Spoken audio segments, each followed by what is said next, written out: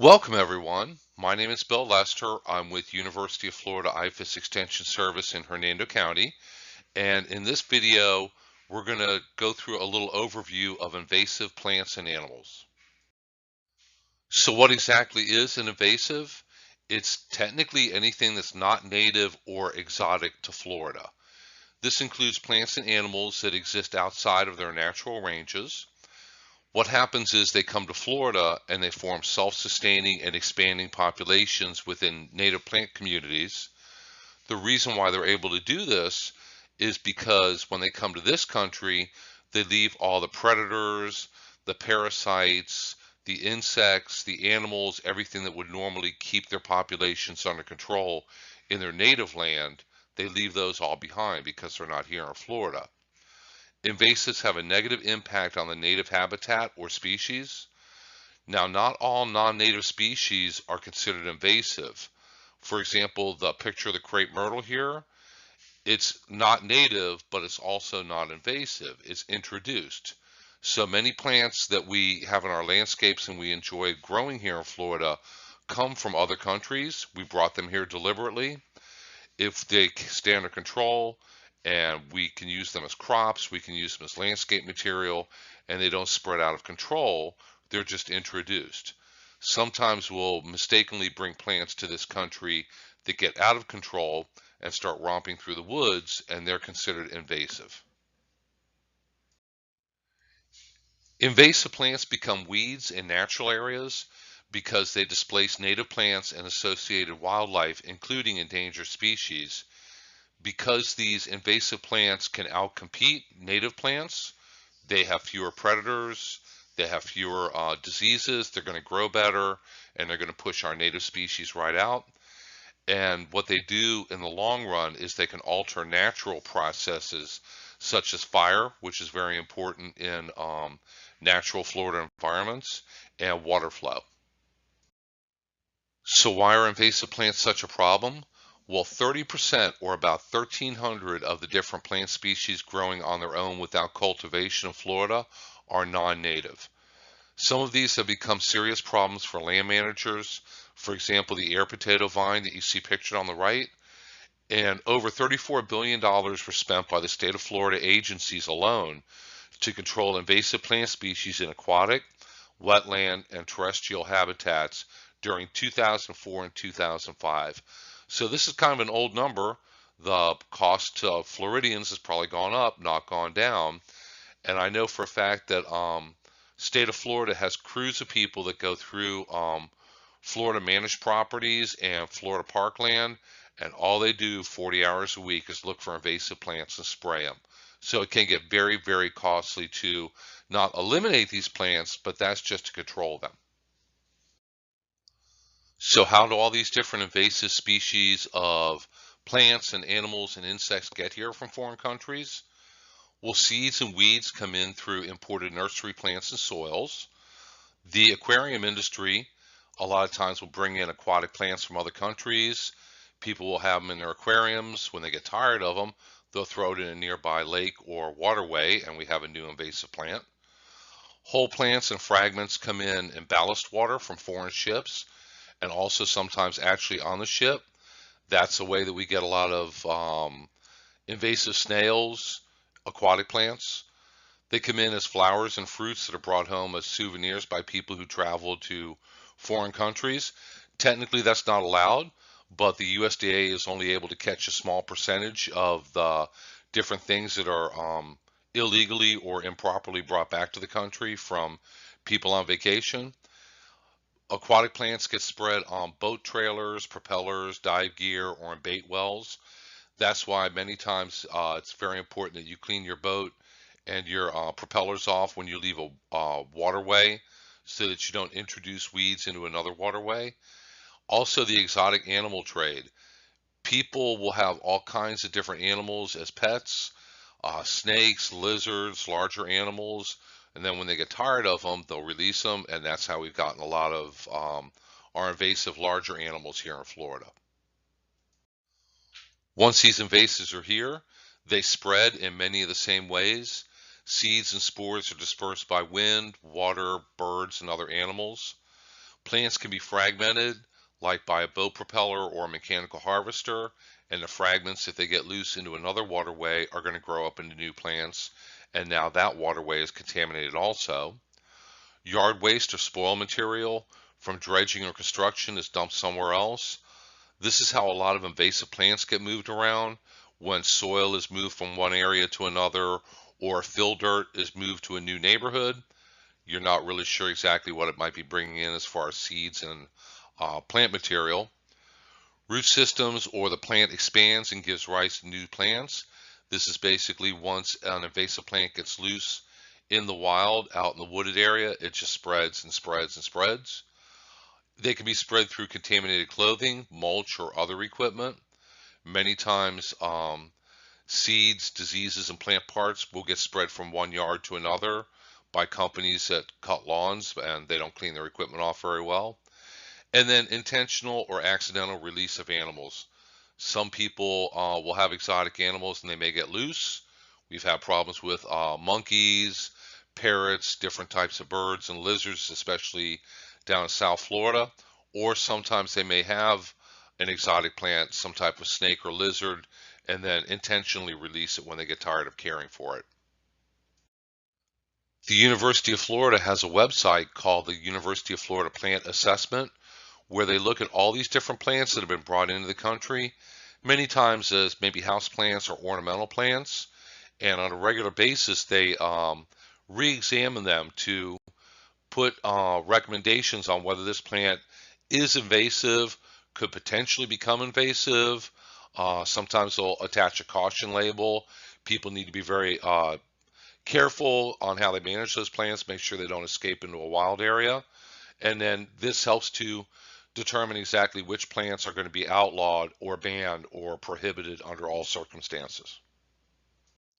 So very briefly, let's look at a couple different species of invasive animals that we have problems with here in Florida. The Cuban tree frog was an accidental introduction, and the main problem with the Cuban tree frog is it eats everything. So they eat several different species of native frogs, lizards, small snakes, animal eggs, snake eggs, basically anything that is the right size for it to be able to eat. Now, Cuban tree frogs are very difficult to identify from just looking at them by their color because they have a very wide range of color. And as they grow older, they'll change colors. The easiest way to tell the difference between a Cuban tree frog and one of the native ones is through the feet, their toe pads. If you look at the diagram on the right, Cuban tree frogs have a very large, very round structure at the end of each one of their toes. We do have them in Hernando County. We have large numbers of them. They have become a real major environmental problem. If you find one of these Cuban tree frogs, the University of Florida recommendation for disposing of them is you can put them in a plastic bag, Ziploc bag, and put them in a freezer overnight. And then when they're deceased in the morning, you can properly dispose of them. You always want to wear gloves when handling Cuban tree frogs because even though they're not particularly poisonous, they do have nasty glands on them that may injure you and cause you to break out in a rash. Burmese pythons, I'm sure everybody's seen these in the news. Pythons have become a major problem in the Everglades, and they got there because people had them as pets and released them. We don't have them in Hernando County. They're mostly centered down in the Everglades and down in the Miami area. But depending on the weather, if we have enough warm winters, they could become potentially a much more widespread problem. And the giant African land snail is a very nasty invasive. Currently, the only area in Florida where it's present is just a very small part of the Miami area. As a matter of fact, it's just several miles from the airport, which is probably how they originally came into the country. And state of Florida is working very hard at completely eliminating them. They grow to be huge. They get to be 8 inches in length and 5 inches in diameter. And this snail is large enough where it will actually eat the stucco off of your house. It needs that stucco to get enough calcium to be able to build that huge shell. They feed on a huge number of plants. They have a very large host range. There's over 500 different plants they'll eat and completely defoliate, and they vector a really nasty disease that's called rat lungworm. If you remember the section on nematodes, you may want to look up rat lungworm and get an idea of exactly what that is. It's a nematode that cycles back and forth between certain snails and rats, and if you even just get it on your hands or accidentally ingest it somehow, it can be fatal. So whenever you're dealing with snails, you always want to wear gloves and be careful. So let's look at a couple different invasive plants that we struggle with right here in Hernando County. And this list is by no means exhaustive. We have a huge number of different invasive plants.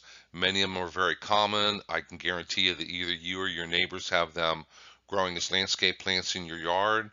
If you look out in the woods and wooded areas, we have a huge number of invasive plants. This is just a couple of the more common ones here. Some of these invasive plants are so bad that they fall under the federal noxious weed and prohibited plant list. This isn't all different invasive plants, but just a few species that are particularly bad. They spread very, very rapidly and they're very, very expensive to deal with. So any plant that's on this list cannot be legally sold in Florida. Under no circumstances are you permitted to either possess them, collect them, transport them, or definitely not to cultivate or sell them. And this list is available at the website, the Florida Department of Agriculture's Fresh from Florida website. There is a list of federally prohibited noxious weeds and then a separate Florida list because we have certain plants here that they don't have in the rest of the country. The Chinese tallow or popcorn tree is very common here in Hernando County. If you look at the pictures on the left here, you may have one in your own yard, or maybe one of your neighbors has one of these growing.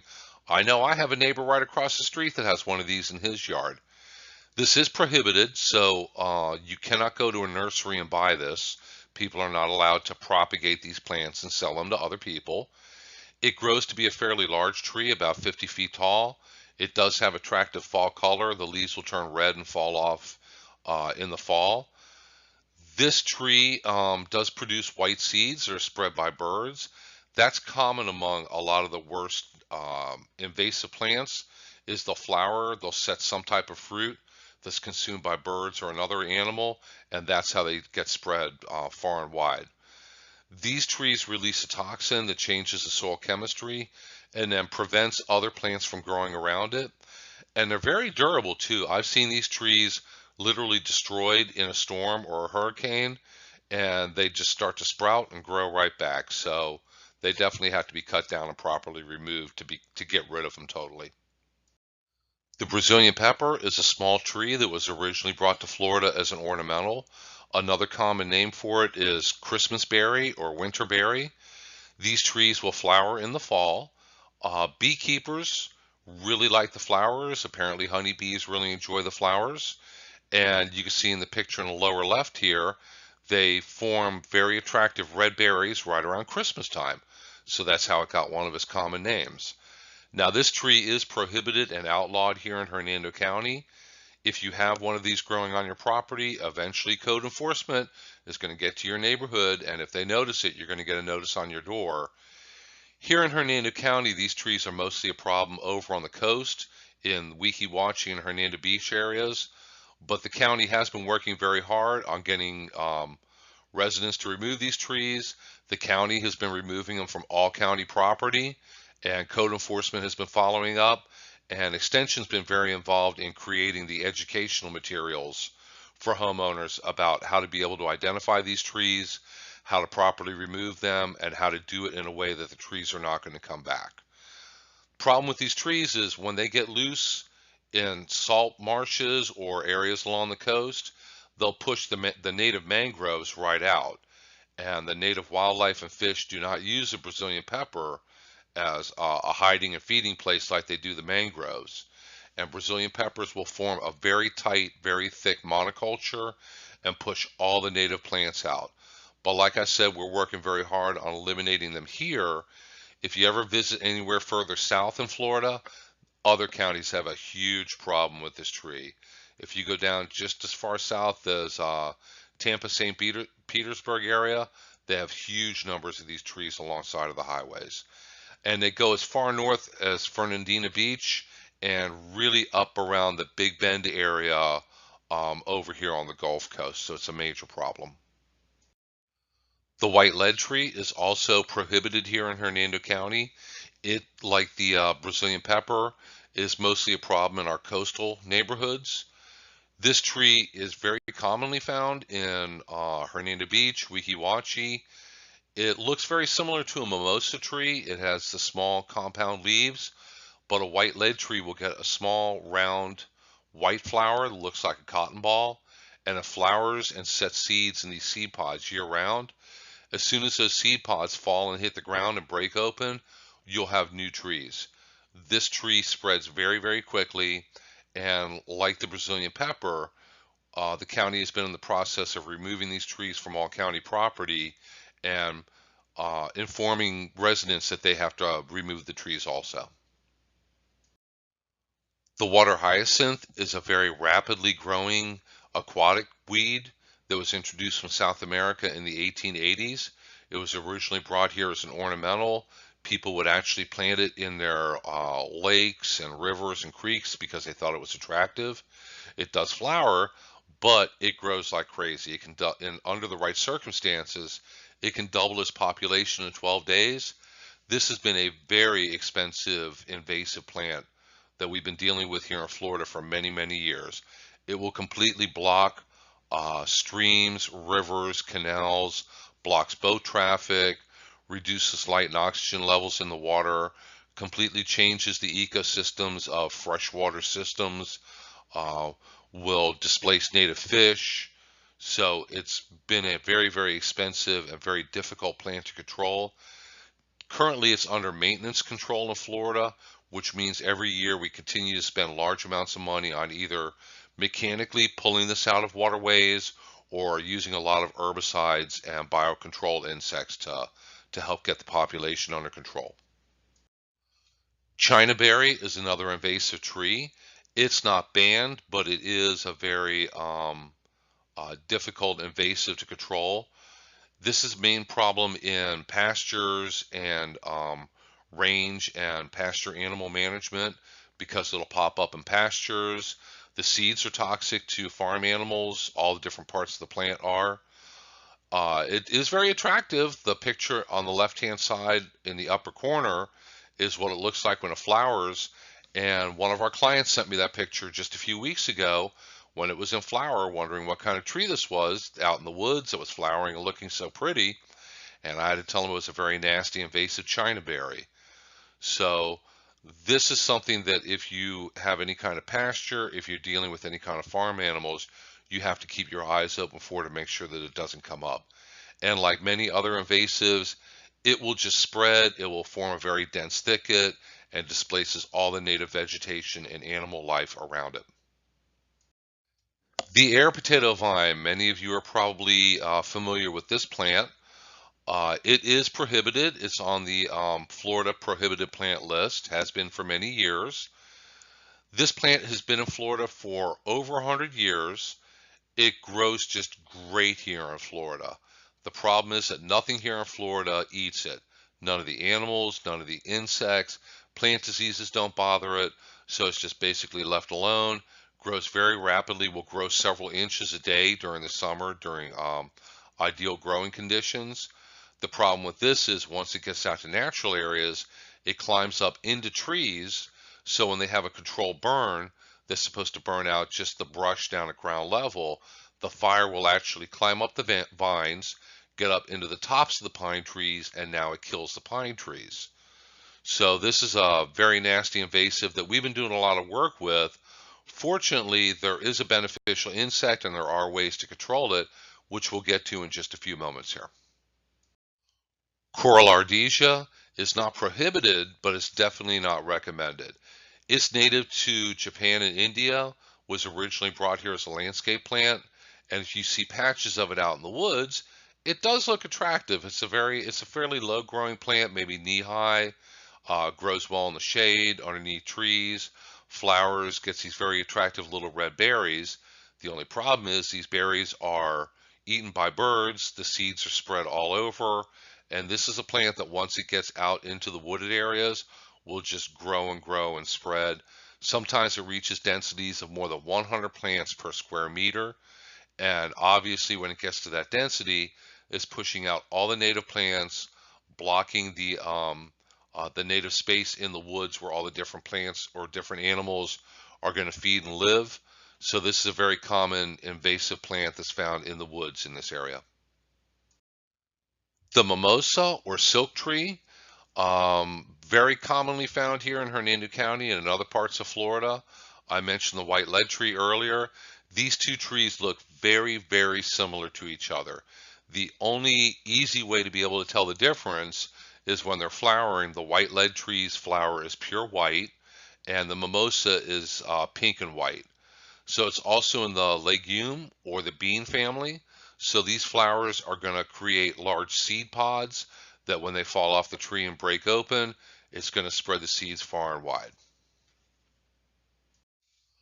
Kogan grass, if you're not already familiar with this invasive plant, you don't have to drive too far in Hernando County to be able to find a very large patch of it.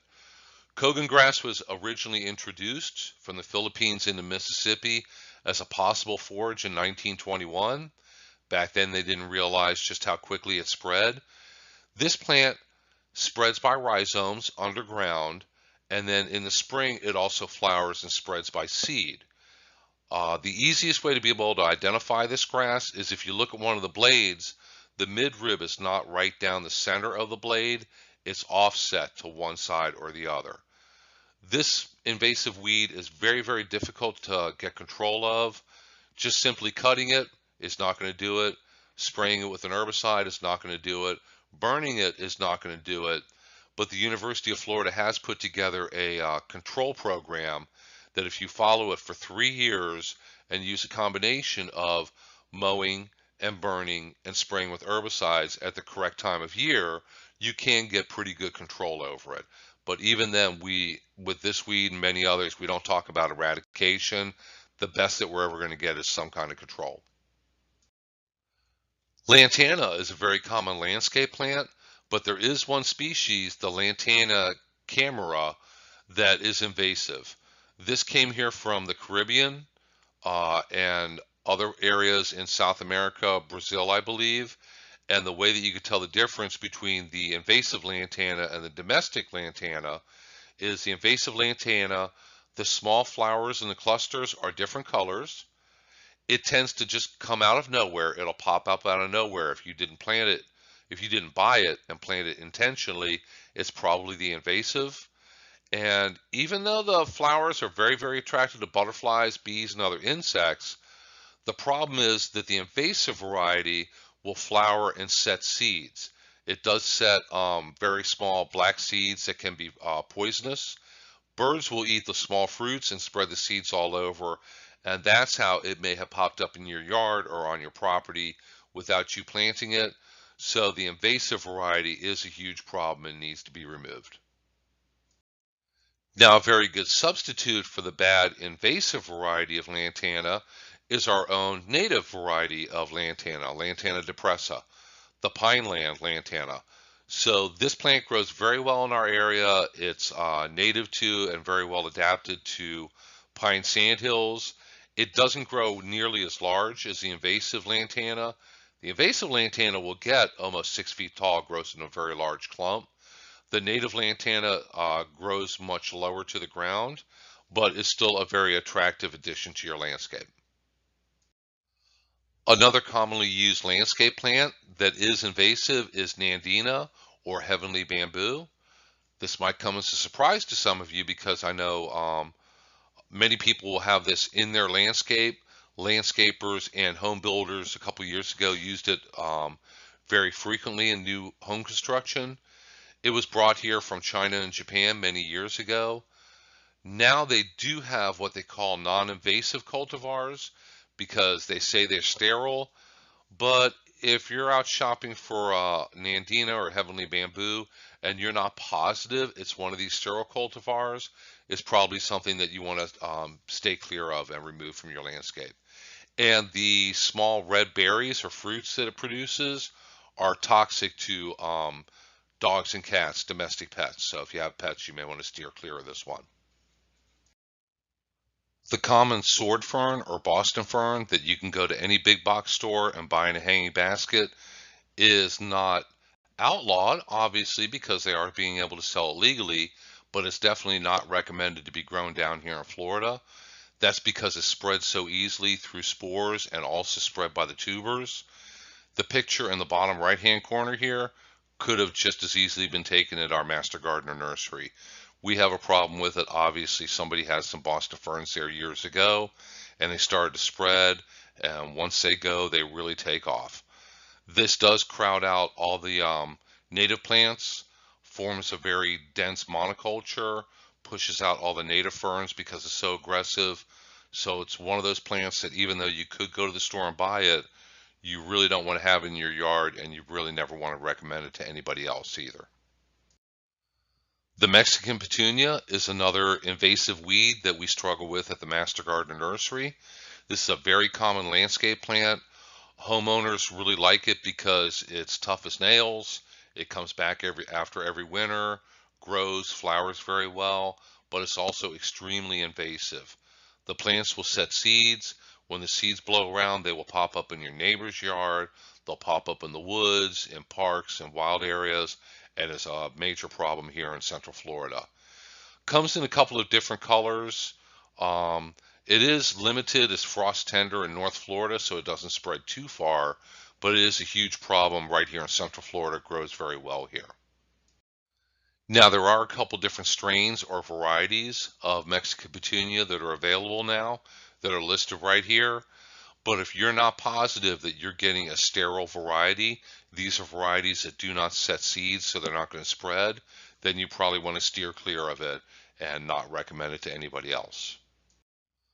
So what does it take to get rid of all these different invasives? Education is a very good first start. You guys are learning now what different plants in your yard may be invasive, and hopefully you're going to take steps to remove them. Hopefully you're going to share this information with your friends, your neighbors. As master gardeners, you're going to be making plant recommendations to other people.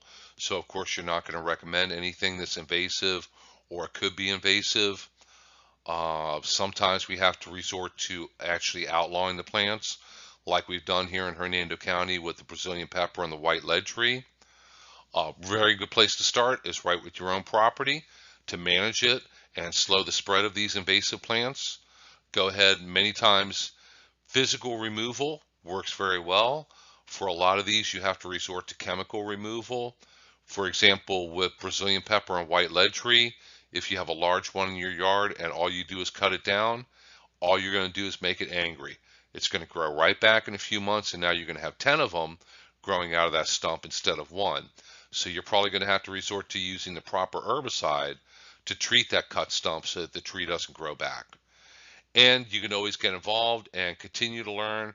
We have EDIS documents on all these different plants and trees and animals and reptiles, and knowledge is really power to learn more about what is invasive and what kind of plants and animals you don't want to have. Some of the basic management methods that are used to control these invasives, and you have to remember that every invasive is different. So of course, controlling a plant is going to be different from controlling a tree, different from controlling a snake or a large lizard. So we're going to have to use different tactics on each one. One exciting area that researchers are always working on is biological control, and we're going to get a little bit more into that in just a moment. But what researchers will do is something that's called classical biological control. That's where if a plant or a fish or an insect comes here from another country, and now it has no pests, it has nothing that eats it or keeps it under control here, they go back to the country that it came from and look at what keeps it under control in its native area.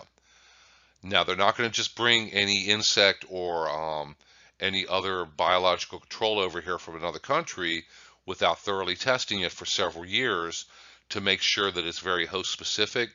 It's only going to eat the plant that we want it to eat. It's only going to help control the insect we want it to control. Otherwise, it's going to become a pest also. So biological controls go through a lot of testing, a lot of different levels of approval before they're ever even considered for release. Mechanical control works very well.